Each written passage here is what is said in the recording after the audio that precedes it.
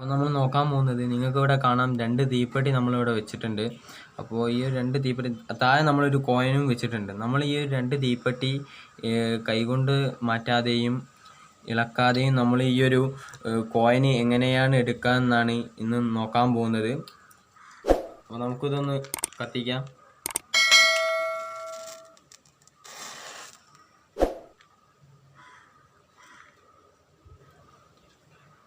അപ്പോൾ ഇത് നമുക്കൊന്ന് കാണാം. അപ്പോൾ നിങ്ങൾക്ക് ഇവിടെ കാണാം, ഇവിടെ തീപ്പെട്ടി തന്നെ നമുക്കൊന്ന് മാറി തരുന്നത്. അപ്പോൾ ഇതുപോലെ നമുക്ക്